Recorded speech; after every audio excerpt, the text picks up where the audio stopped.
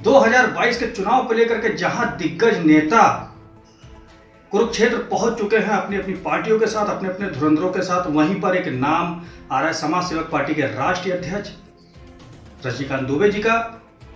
जो कि राज्यसभा चुनाव में वो बीजेपी, सपा, बसपा पे क्या कहने वाले हैं। नमस्कार, मैं नीरज वाल्मीकि, आप देख रहे हैं पीबी न्यूज 24। आज हमारे साथ मौजूद है समाज सेवक पार्टी के राष्ट्रीय अध्यक्ष रजनीकांत दुबे जी, जो कि 2022 के चुनाव को लेकर के बीजेपी, सपा, बसपा पर क्या शिकंजा कसने वाले हैं,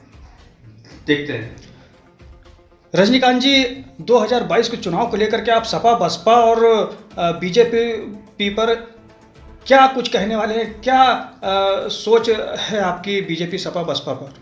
देखिए, जो 2022 का चुनाव है या इससे पहले भी जो आज़ादी से लेकर अब तक चुनाव होते चले आए हैं, अभी आपने देखा होगा कि राज्यसभा का चुनाव जिस पे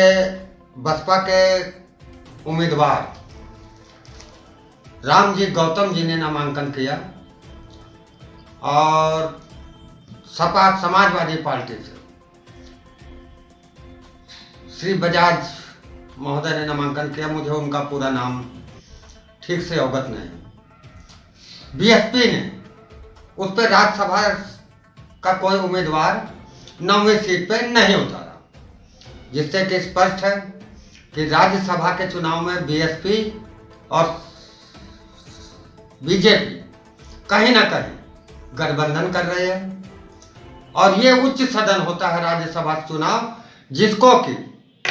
विधायक वोट देते हैं और विधायक वोट दे करके राज्यसभा सांसद बनाते हैं। अब प्रश्न ये है कि एक तरफ भारत को कहा जाता है, यही सपा, बसपा, कांग्रेस सभी लोग कहते हैं कि भारत एक लोकतांत्रिक देश है, और जब लोकतांत्रिक देश है तो हर चुनाव, चाहे वो राज्यसभा सदस्य का हो, उच्च सदन का हो, चाहे राष्ट्रपति का हो, चाहे राज्यपाल का हो, या किसी का भी हो, या महामहिम राष्ट्रपति का ही क्यों ना हो, वो सारे चुनाव जनता द्वारा क्यों नहीं चुने जाते हैं। ये दोहरी कानून व्यवस्था सपा, बसपा, कांग्रेस ने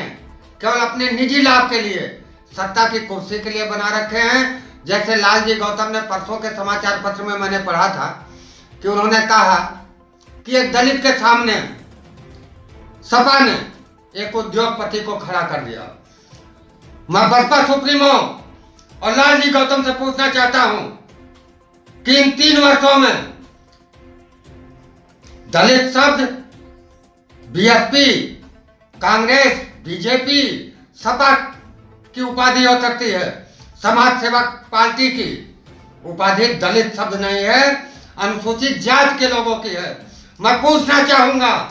बीएसपी सुप्रीमो से और लालजी गौतम से, जो आज दलित होने का दावा कर रहे हैं, जब बेटी बहनों के साथ दुष्कर्म हो रहा था और अनुसूचित जाति की बेटियों के साथ दुष्कर्म हो रहा था, उस समय भाजपा की गोद में बैठ के क्या राज्यसभा की सदस्य की कुर्सी का इंतजार कर रहे थे? दूसरी चीज,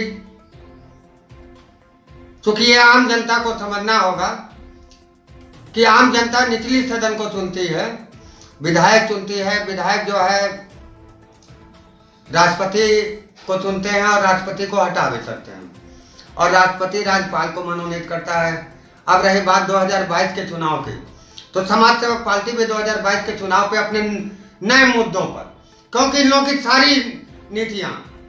चाहे बसपा की हो, चाहे जिसकी भी हो, सब जाति और धर्म पर आधारित है।